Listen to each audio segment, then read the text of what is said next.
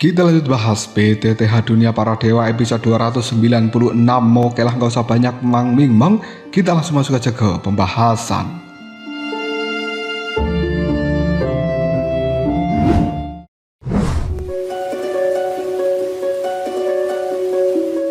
Tiga jeritan memilukan menggema di seluruh puncak gunung bersalju. Dalam sekejap saja, 3 orang ahli dari Balai Pil telah roboh bersamaan. Kelompok dari Danyan menyaksikan pertempuran itu dan langsung tertegun. Mereka tidak percaya dengan apa yang baru saja terjadi. Ketiga korban memang telah turun ke puncak bintang 6 Dodi setelah menyerahkan kekuatan mereka kepada Yiluo. Namun tetap saja mereka adalah kultivator yang cukup berpengalaman, yang bertarung bersama dengan seorang yang berada di puncak bintang 7 Dodi, yaitu Yiluo. Siapa yang mampu mengalahkan mereka sekaligus? Apakah Xiaoyan kembali muncul dari lautan api merahnya? Ataukah bayangan ungu diam-diam menyelinap ke belakang mereka? Ternyata bukan keduanya. Pelakunya tidak lain adalah Feng Bao. Tidak seorang pun menyangka bahwa pemuda yang selama ini dikenal mengandalkan kekuatan hujan pedang angin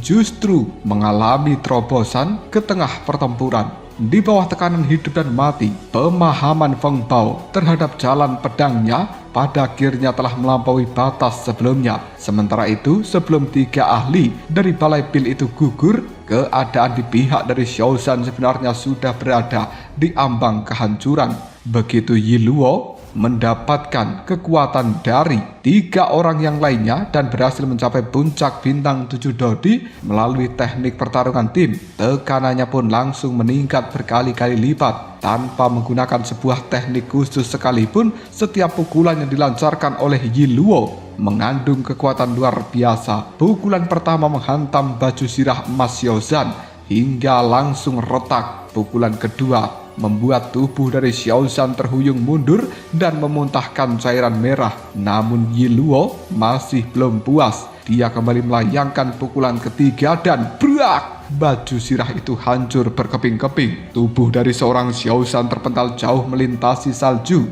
Melihat kesempatan seperti itu, Yiluo langsung mengejarnya dan dia berniat mengakhiri pertarungan dengan 1 pukulan terakhir. Namun tepat di saat yang paling kritis itulah Feng Bao melesat seperti hembusan angin. Dengan kecepatan yang luar biasa dia mendorong Nan Erming untuk menjauh dari jalur serangnya, dan kemudian dia mengayunkan pedang patahnya lurus ke arah Yiluo. Feng Bao tahu pedangnya ini adalah senjata suci dan dia yakin bahwa Yiluo pasti akan menghindar. Asalkan lawannya mundur sesaat, maka Xiaoshan akan memiliki waktu untuk menelan pil penyembuhan dan kemudian membangun kembali baju sirah emasnya. Namun perhitungan dari Feng Bao ternyata meleset. Yiluo sama sekali tidak menghindari tebasan dari pedang patah. Sebaliknya dia justru menerjang lurus ke depan. Tatapan matanya dipenuhi keserakahan. Sejak awal dia memang telah mengincar pedang patah dari Feng Bao ini. Tepat ketika bilah dari pedang patah itu hampir mengenai lengannya, kilatan cahaya perak tiba-tiba muncul. Sepasang sarung tangan berwarna putih keperakan lengkap dengan pelindung lengan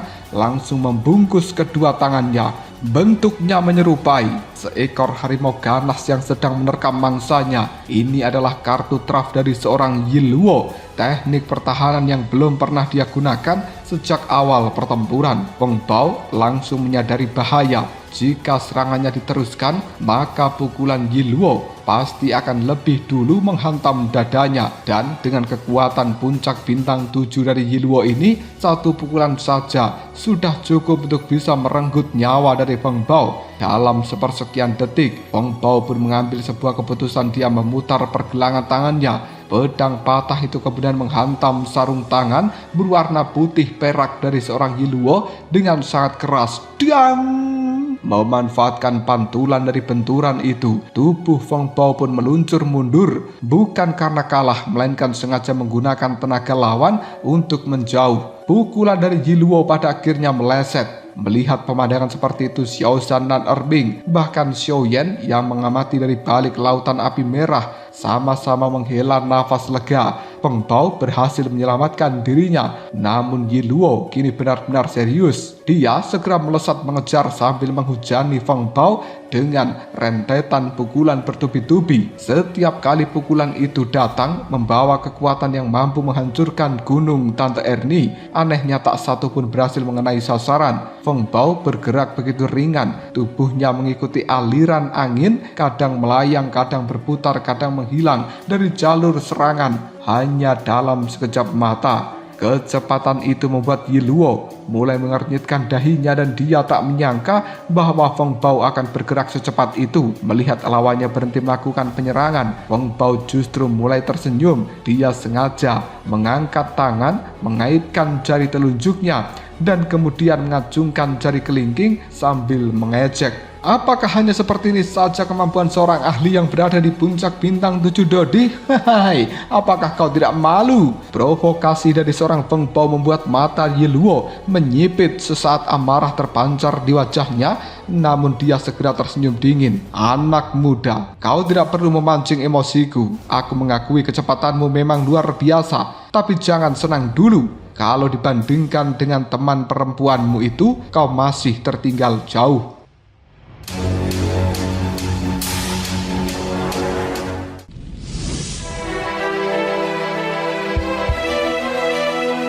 Ucapan dari Yi Luo ini telah membuat senyuman Feng Bao perlahan menghilang, karena dia memang tahu lawan yang tetap tenang saat diprovokasi adalah lawan yang paling berbahaya, dan pertarungan mereka baru saja memasuki babak yang sesungguhnya. Pertempuran di puncak gunung salju ini terus berlangsung tanpa henti. Melihat Feng Bao masih berdiri menghalangi jalan Yi Luo, justru orang itu tertawa sinis. Dengan penuh penghinaan dia berkata, "Kalau kau ingin terus bermain seperti ini silahkan saja, tapi aku akan melenyapkan dua temanmu terlebih dahulu. Setelah itu akan tiba giliranmu." Selesai berkata seperti ini, Yi Luo pun langsung berbalik dan melesat menuju ke arah Xiaozhan serta Nan Erming. Feng Bao langsung panik. Dia tahu betul jika Yi Luo langsung bergabung dengan pertempuran yang dilakukan Xiaozhan dan juga Nan Erming, maka keseimbangan yang sudah susah payah mereka pertahankan akan langsung runtuh. Tanpa ragu, Feng Bao pun segera mengerahkan seluruh dokinya. Ribuan pedang angin telah memenuhi langit,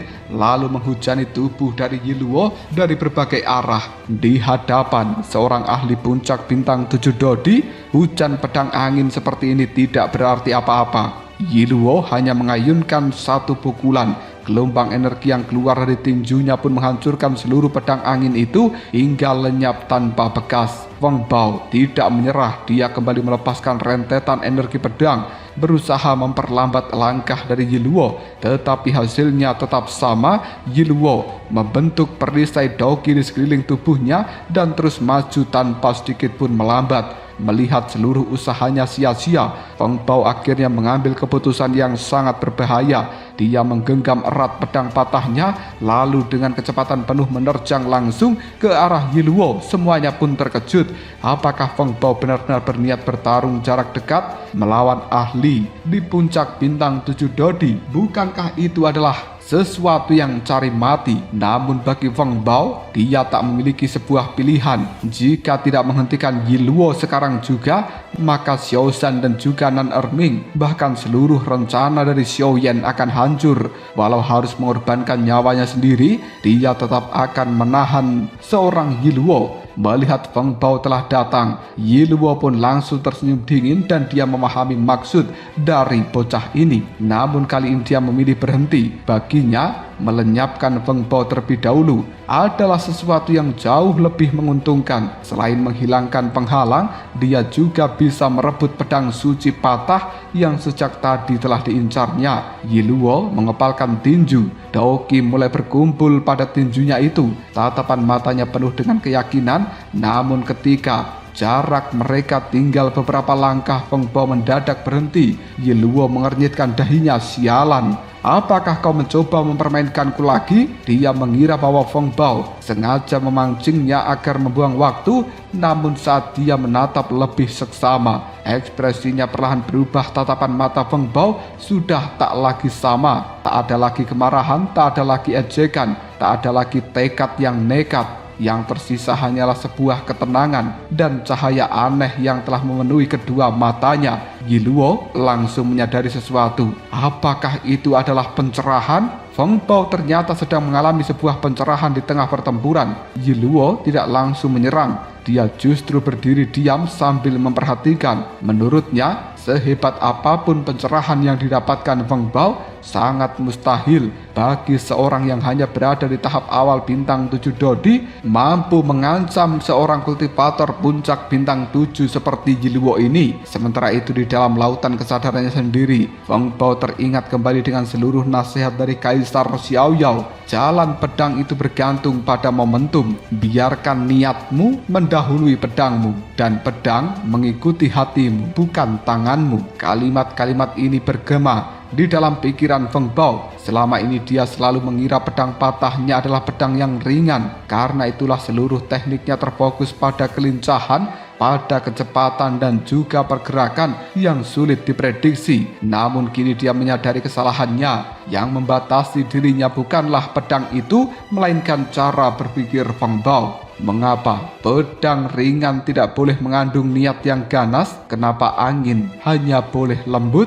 bukan badai, juga merupakan angin biasa? Tapi jika angin bisa berubah menjadi topan yang menghancurkan gunung, maka niat pedangnya juga seharusnya mampu menjadi sebuah badai. Seketika seluruh pemahaman Feng Bao pun berubah. Dia mengangkat pedang patah tinggi ke udara. Cahaya biru memancar semakin terang dan mulai berputar di tempat sekelilingnya. Semakin lama semakin kencang badai kecil pun sampai terbentuk. Di tengah-tengah dari pusaran badai itu, pedang patah yang berada di tangan dari seorang Feng Bao perlahan berubah. Bilahnya memanjang, tubuh dari pedangnya membesar. Dan dalam sekejap, pedang itu pun telah berubah menjadi pedang besar berwarna biru langit. Feng Bao kini menggenggamnya menggunakan kedua tangan. Aura yang terpancar dari dalam tubuhnya benar-benar berbeda. Jika sebelumnya dia bergerak seperti angin yang lembut, tapi kini dia berdiri laksana badai yang siap menghancurkan segalanya.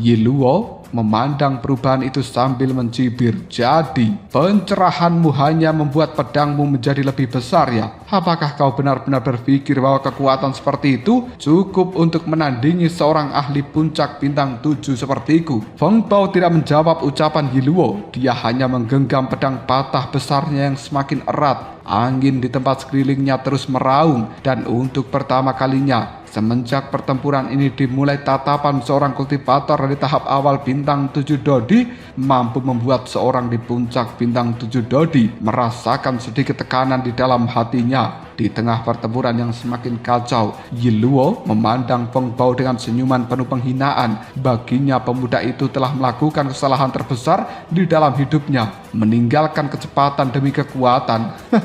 Aku pernah melihat orang bodoh, tapi belum pernah melihat orang sebodoh dirimu. Feng Bao hanya tersenyum tipis. Apakah aku benar-benar bodoh atau tidak? Kau akan segera mengetahuinya. Begitu kata-kata ini terucap, Feng Bao mengangkat pedang patah yang besar itu tinggi-tinggi ke udara. Dengan suara tenang dia kembali berkata, "Kekuatan pedang pertama." Tebasan sederhana itu meluncur ke arah Yiluo. Tidak ada pergerakan rumit, tidak ada teknik yang indah, hanya satu ayunan pedang besar yang tampak kasar dan juga brutal. Yiluo tertawa kecil. Dia menyambut serangan itu dengan sebuah pukulan perak, lalu dar, tinju dan juga pedangnya bertabrakan. Yiluo tetap berdiri tegak, sementara Feng Bao hanya terdorong mundur 2 langkah. Namun senyum Yiluo mulai memudar. Dia menyadari Feng Bao tidak terpental sejauh yang dia perkirakan. Tanpa memberi kesempatan bagi lawannya berpikir, Feng Bao kembali mengangkat pedangnya dan berkata, "Tebasan pedang kedua." Sekali lagi tebasan yang sama dilepaskan. Benturan kedua kembali mengguncang pegunungan ini,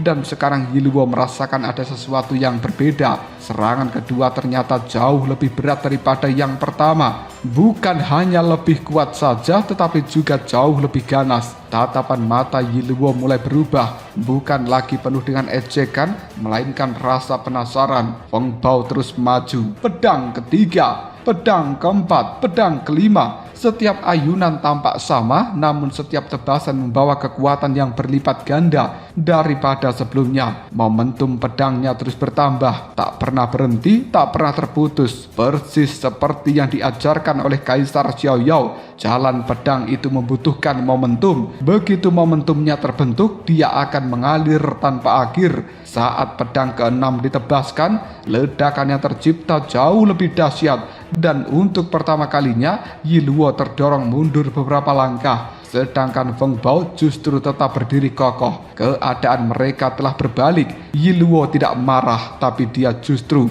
semakin bersemangat. Belum pernah dia melihat teknik pedang seperti ini. Setiap serangan berkali-kali jauh lebih kuat daripada serangan sebelumnya. Teknik seperti itu benar-benar luar biasa. Lalu Feng Bao mengangkat pedangnya sekali lagi. 6 pedang menjadi dasar. Pedang ketujuh membentuk momentum. Angin yang berada di sekitar dari pedang raksasa itu tiba-tiba berputar liar. Sebuah pusaran badai raksasa terbentuk. Seluruh energi angin berkumpul menuju ujung dari pedang patah ini. Tekanan yang muncul membuat wajah Yi Luo berubah serius. Nalurinya menjerit. Serangan ini berbahaya. Tanpa ragu Yi Luo langsung mengaktifkan wujud bertarungnya. Suara retakan tulang bergema dari dalam tubuhnya, dan kemudian tulang-tulang putih menembus pakaian putihnya, lalu saling bertautan hingga membentuk baju sirah tulang yang telah menutupi seluruh tubuhnya. Di belakang Yi Luo kini telah muncul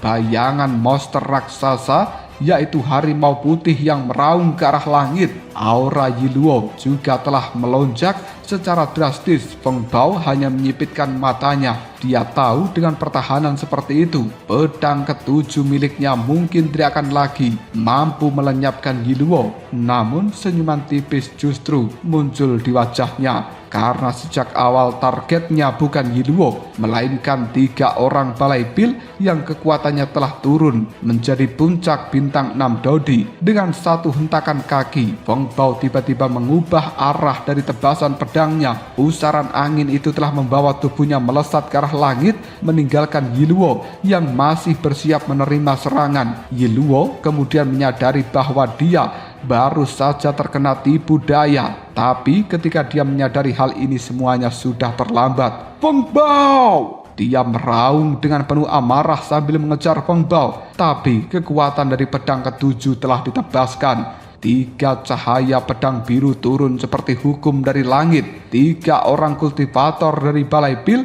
bahkan tak sempat bereaksi, dan kemudian seras! Dalam satu tarikan nafas, tubuh mereka langsung terkena serangan. Jeritan mereka terhenti sebelum akhirnya mereka pun tergeletak di dalam hamparan pegunungan salju ini. Xiaozan dan juga Nan Erming hanya mampu menatap dengan mata terbelalak. Mereka berdua tak menyangka bahwa Feng Bao yang sebelumnya hanya mampu bertahan kini telah benar-benar mampu mengalahkan 3 orang sekaligus hanya dengan 1 jurus. Di kejauhan, Long Yi bayangan ungu King Mu'er yang akhirnya baru saja tiba. Mereka segera berkumpul bersama dengan Xiaozan dan juga Nan Erming.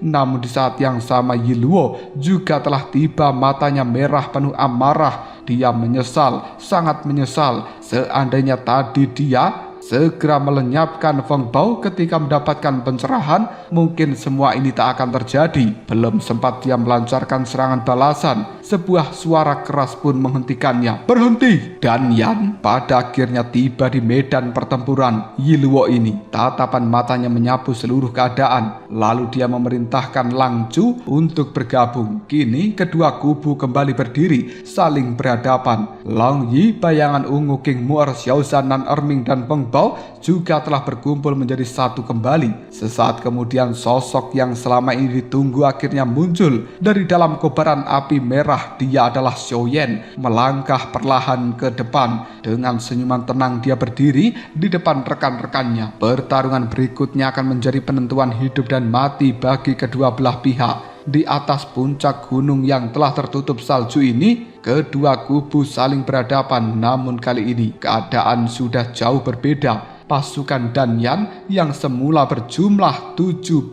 orang kini hanya menyisakan 5 saja. Mereka adalah Danyan, Sukin, Langcu, Suiwu, dan juga Yiluo. Sementara di pihak dari Souyen, meski beberapa orang tampak kelelahan, tapi tidak ada seorang pun yang berkurang dari mereka. Keunggulan jumlah yang dulu dimiliki Balai Pil kini telah lenyap. Danyan menarik napas panjang. Dia memejamkan matanya sejenak, berusaha menenangkan amarah yang telah membakar dadanya. 12 ahli bintang 7 dari Balai Pil telah gugur. Kerugian sebesar ini bahkan tak pernah dia bayangkan. Namun saat dia membuka mata kembali, tatapan mata itu berubah dingin. Perlahan dia mengangkat pedang merah ke arah langit. Dengan suara berat dia berkata, "Sumpah, fakta perang, dan Wu." Mendengarkan kata-kata itu, Sukin, Langcu, Suiwu, dan juga Yiluo langsung mengangkat senjata mereka masing-masing. Tanpa ragu mereka mengulang sumpah yang sama. Suasana di puncak gunung ini mendadak berubah mencekam. Aura dari kelima orang itu perlahan meningkat. Dan Yan kembali berseru, "Aku bersumpah demi darahku, bertarung sampai mati." Keempatnya juga menjawab serempak, "Bertarung sampai mati."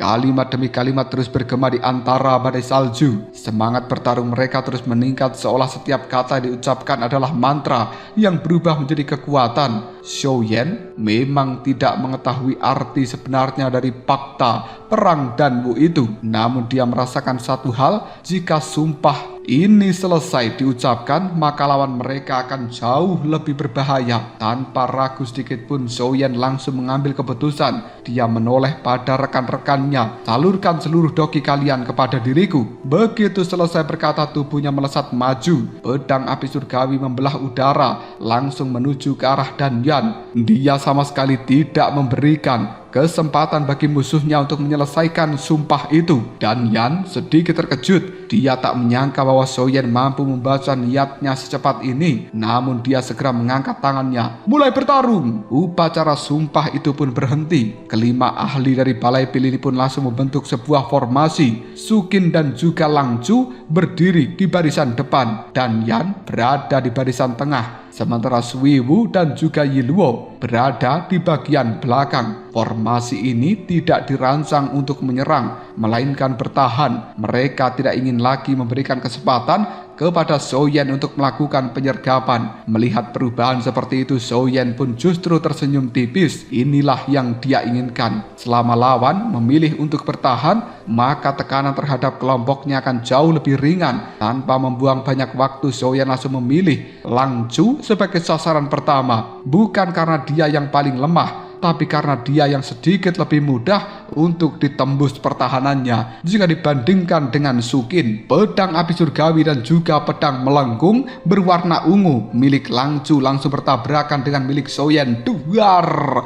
Gelombang kejut menyapu salju di tempat sekeliling mereka. Souyen mundur 3 langkah, Langcu terdorong hampir 10 langkah ke belakang. Belum sempat Souyen melanjutkan serangan, Sukin sudah datang membantu. 18 bayangan pedang biru menusuk dari berbagai arah. Souyen tidak memaksa diri melakukan pertarungan. Tujuannya sudah tercapai. Dia langsung mengaktifkan teknik andalannya. Api pengembara berubah menjadi 3 pedang.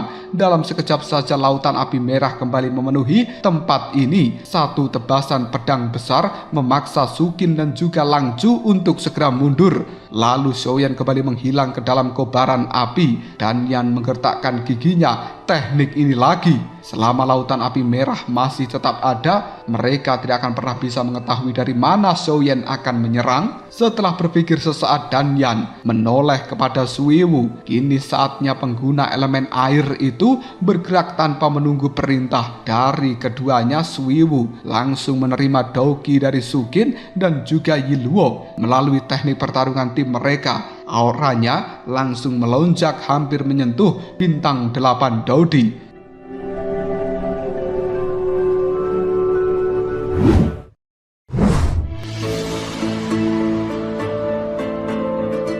Dengan satu hentakan tangan, ruang yang ada di depannya pun bergetar. Kabut putih mulai bermunculan. Sesaat kemudian kabut putih itu berubah menjadi gelombang air raksasa, bukan air biasa, melainkan air yang terbentuk dari elemen air tingkat tertinggi. Gelombang air itu langsung menerjang lautan api surgawi merah milik Soyen, dan kali ini air berwarna biru dan juga api berwarna merah saling bertabrakan. Uap panas membumbung tinggi ke udara. Seluruh puncak gunung yang dipenuhi oleh salju ini kemudian telah tertutup oleh kabut putih. Untuk beberapa saat tak ada yang mampu mengalahkan yang lain. Namun perlahan lautan api Soyen mulai menyusut dan kemudian Suiwu dokinya menjadi jauh lebih besar. Jika terus berlanjut maka api milik Soyen pasti akan padam. Melihat keadaan tersebut, senyuman perlahan muncul di wajah dari Danyan, Sukin, dan juga Langju, bahkan Yiluo mulai kembali percaya diri.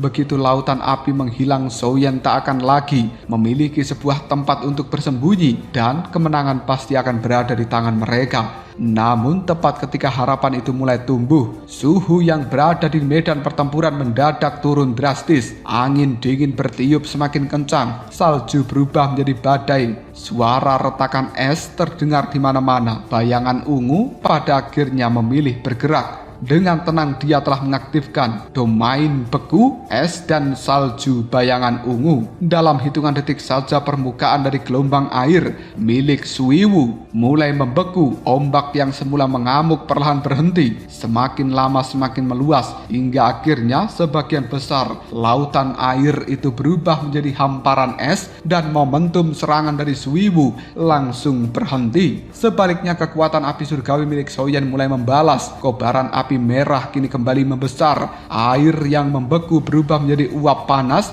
dan untuk pertama kalinya semenjak pertarungan itu dimulai, senyum di wajah Danyan perlahan menghilang karena dia sadar selama Soyen dan rekan-rekannya masih mampu bertarung sekompak ini, maka pertempuran itu masih jauh dari kata selesai.